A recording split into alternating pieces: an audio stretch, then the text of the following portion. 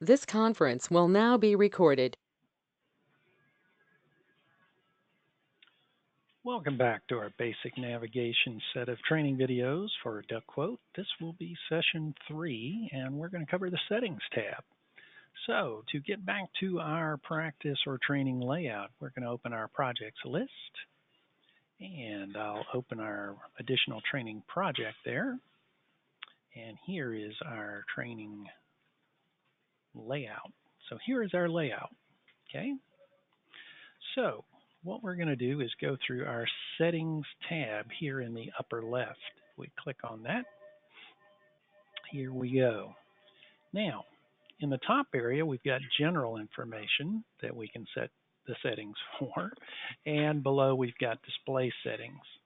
So as you can see, the project number is listed here as well as the project name.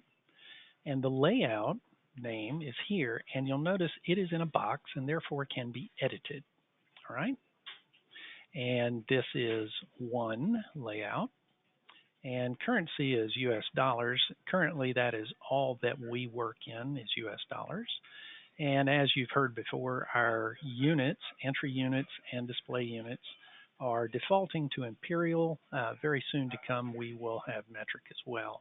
But we manufacture in imperial units, that's inches, feet, yards, that sort of thing. Then we have the ability to create a link, and this would be to a interactive three-dimensional model that you will create. Now, using that right now won't make a lot of sense because all it is a blank layout, but you'll hear more about that towards the end of these training videos.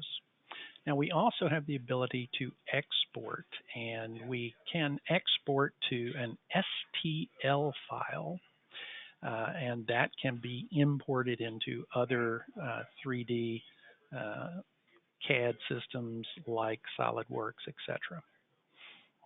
All right, so then we come down to the display settings. And in our display settings, projection defaults to perspective. And for most people, this is what you want to use when you draw. You can also set that to isometric, which keeps everything exactly the same size as it is and does not give you perspective. For instance, if I tilt this over, you'll notice in perspective, the far edge looks a little bit shorter than the near edge, just like you would see in real life. Then we have render details. Now this allows you to have high, which is the default, but if you draw a large layout, I would recommend before you get started, set that to low. Your response time will be a lot better, a lot faster. All right? So then we have section numbers, and that is literally just a reference number to identify a given section that you will draw of duct. Section icons indicates whether or not you added an accessory such as a gate or a ball valve. Then we come down to showing diameters. You could literally have it show the diameter of what size that particular section of duct is. Its length can also be shown. Show the center lines. You can turn that on or off. This is very useful for when you are displaying to a customer to walk them through. Turn those center lines off. It looks a lot more like real life ductwork. And then showing building parts. If you import a drawing, you can turn on or off that showing up here on the floor. As you can see, it also turns on and off the grid.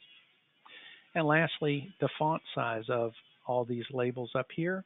You can make them larger or smaller using these controls here. So that is our settings tab. And now that you've toured this settings tab, our next video, we're going to explore the design tab where you can set defaults about your layout and what you're going to draw there, as well as the duct system that you're going to create. Look forward to seeing you.